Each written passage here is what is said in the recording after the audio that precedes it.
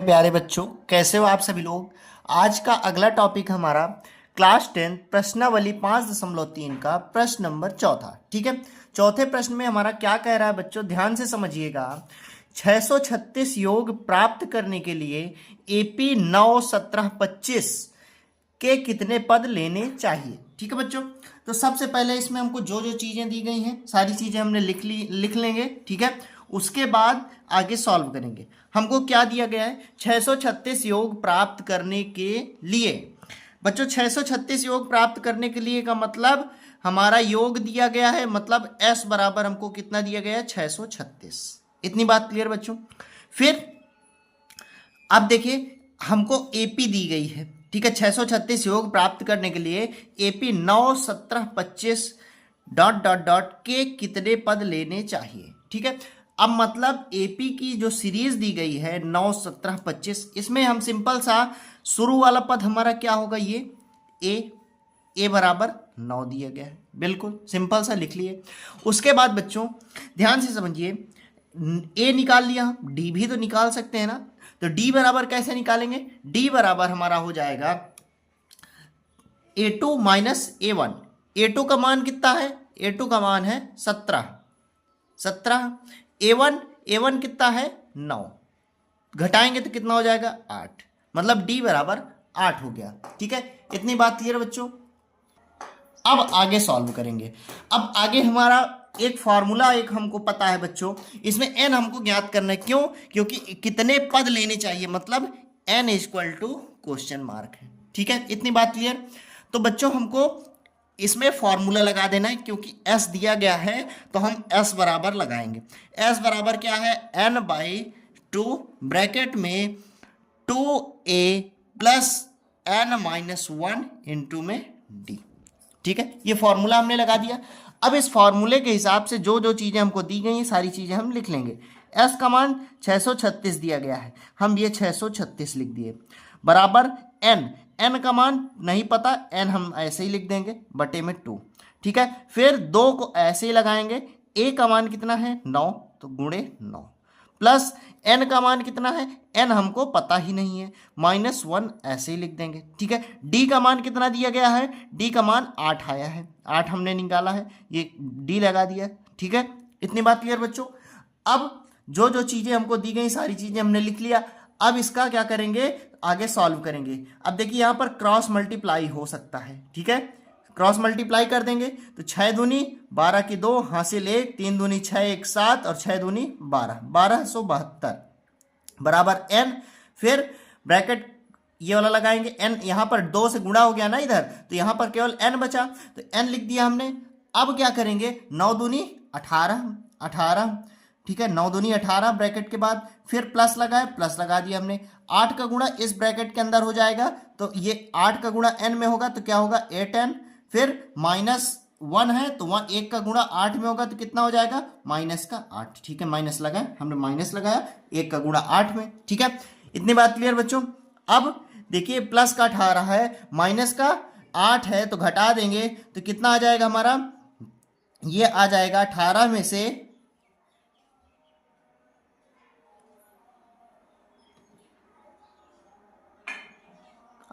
में से 8 जब घटेगा तो कितना हो जाएगा, यह आ जाएगा हमारा 10। ठीक है, इतनी बात क्लियर बच्चों। प्लस 8n ऐसे ही लिख देंगे, इतनी बात क्लियर। अब देखिए यहाँ पर ध्यान से, इस n का गुणा 10 में कर देंगे हम, n का गुणा 10 में हम कर देंगे तो कितना आ जाएगा, यहाँ पर देखिएगा ध्यान से 1272 ऐसे ही लिख देंगे, बराबर 10 का गुणा n में होगा तो कितना हो जाएगा 10n। फिर प्लस n का गुणा 8n में होगा तो 8n स्क्वायर। इतनी बात क्लियर बच्चों, इतना चीज हमने सॉल्व कर लिया। अब देखिए यहाँ पर समीकरण बन सकता है। यहाँ पे हमारा समीकरण कैसे बनेगा, ये जो 1272 है ना, बराबर के बाद ले जाएंगे, यहाँ पे प्लस का है, बराबर के बाद जाएगा तो माइनस का हो जाएगा, तो यहाँ पर कितना बचेगा 0 हो गया, तो जी बराबर 10n प्लस 8n स्क्वायर, इधर आया माइनस का 1272। इतनी बात क्लियर। अब देखिए बच्चों, इसको एक हम समीकरण बना सकते हैं, पूर्ण समीकरण की तरह हमको इसको लिखना है।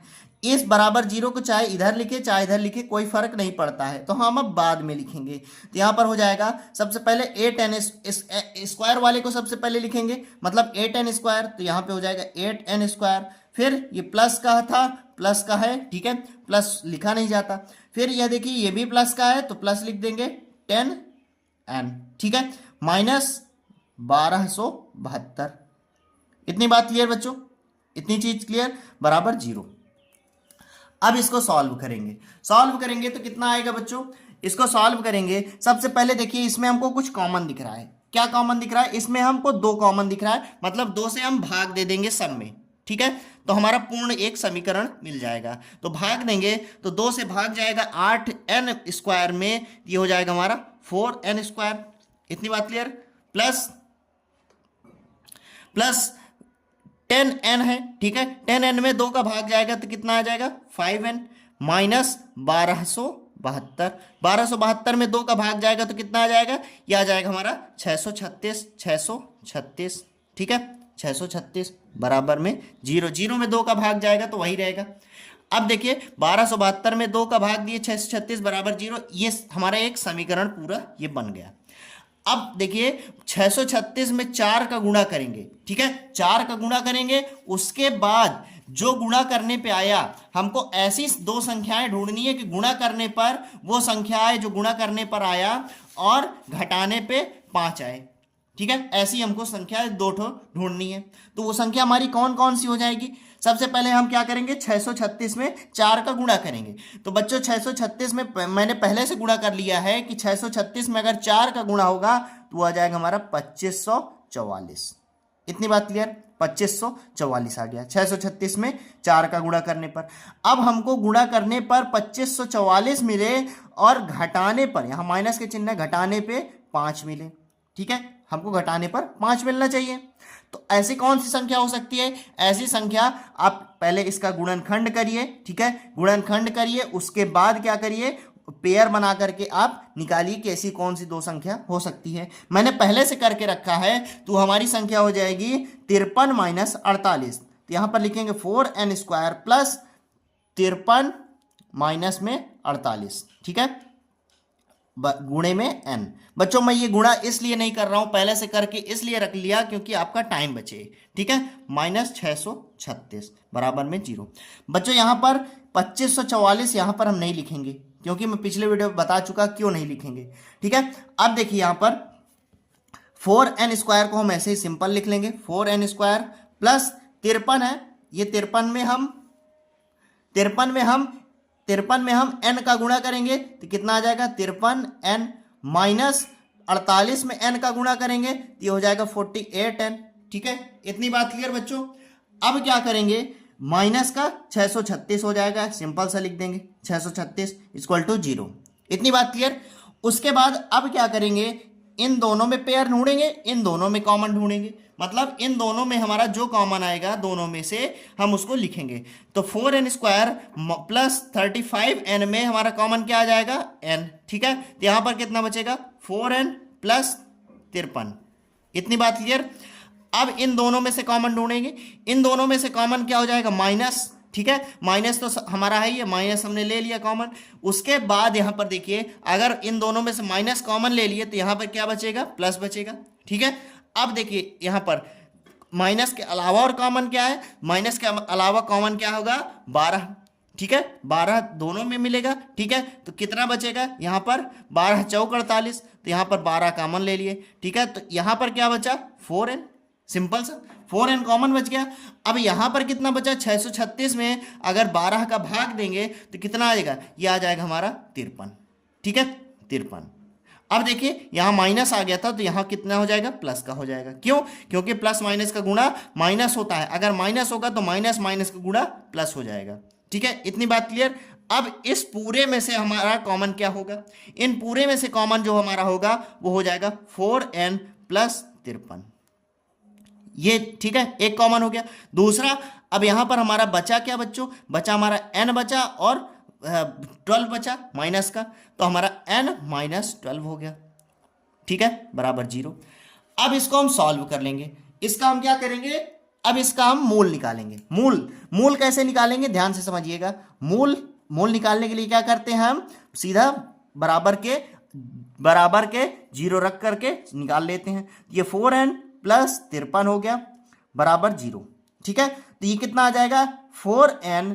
अब ये 53 अगर बराबर के बाद जाएगा बच्चों तो कितना आ जाएगा, माइनस का 53 हो जाएगा, माइनस के 53, और बटे में 4 आएगा क्योंकि ये गुणे में है तो यहाँ पे भाग में हो जाएगा, तो माइनस का 53 बटे में 4।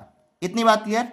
फिर उसके बाद दूसरा मूल क्या होगा हमारा बच्चों, दूसरा मूल n-12 को हम लेंगे, n-12 इक्वल टू 0 कर देंगे, तो n बराबर कितना आ जाएगा, माइनस का 12 है तो इधर आएगा तो प्लस का 12 हो जाएगा, प्लस का 12। ठीक है, अब बच्चों देखिए यहां पर हमारा माइनस का है, यहां पर प्लस का n आया है, मतलब हमारा n जो है, मतलब पदों की संख्या हमारी माइनस में नहीं हो सकती, हमेशा प्लस में ही होगी, तो मतलब हमारा आंसर यही हो जाएगा। ठीक है, अब यहां पर एक हम लैंग्वेज लिख देंगे, चूंकि n का मान ऋणात्मक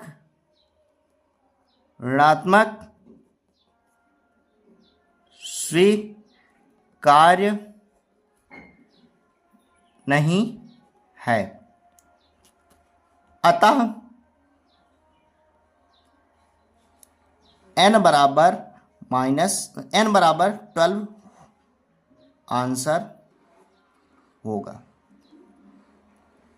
ठीक है, उम्मीद करता हूं बच्चों समझ आया होगा। यदि अगर कोई चीज नहीं समझ आती है आप कमेंट करिए, उसका रिप्लाई आपको जरूर से मिलेगा। ठीक है, मिलते हैं अगले वीडियो पर। जय